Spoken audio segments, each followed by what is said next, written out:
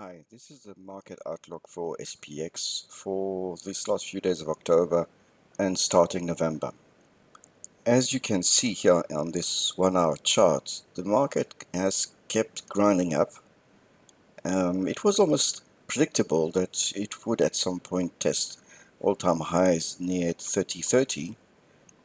As you can also see, there's been an extension of the channel that lasted for most of the month with just an attempt to break on the downside and then resume this channel just a little bit wider.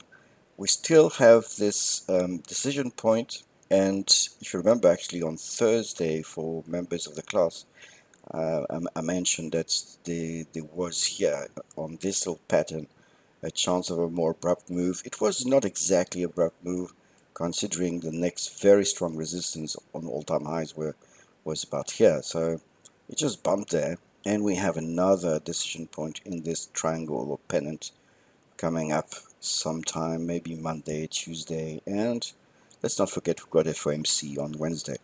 So we have pretty well defined range.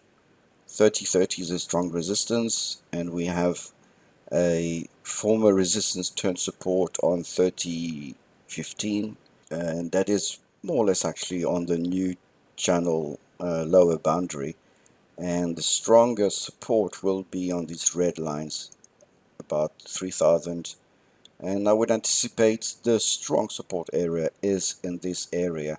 For those who know this type of indicator, this yellow line is almost as valid and strong as those ones here. I mean, there's one actually equidistant further down, but maybe around 2810, 2820, which incidentally is also a strong support that was tested earlier, maybe a month or 2 months ago.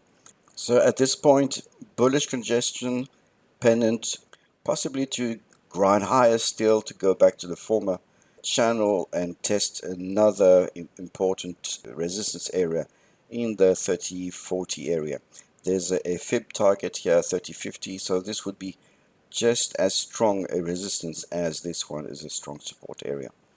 So we have to see whether this bullish congestion, which is actually not exactly congestion if you look at this grinding up, but I would say that if we look at a line somewhere here,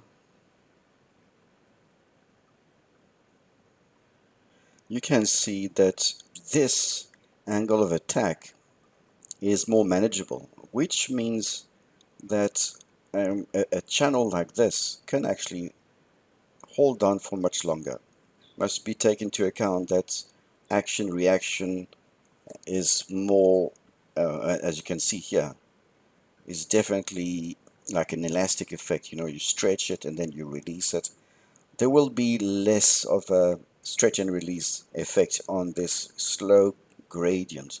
What we can say is that the bearish pressure is minimal.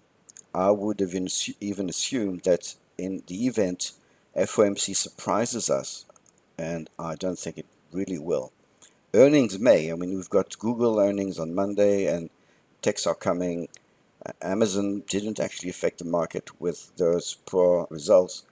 So I would assume that the key factor is still the Fed's QE effect, because the way they clean the balance sheet or not, and the way they print money will have probably more effect on the long run than microeconomic like corporate earnings or even FOMC, which is not likely to be surprising.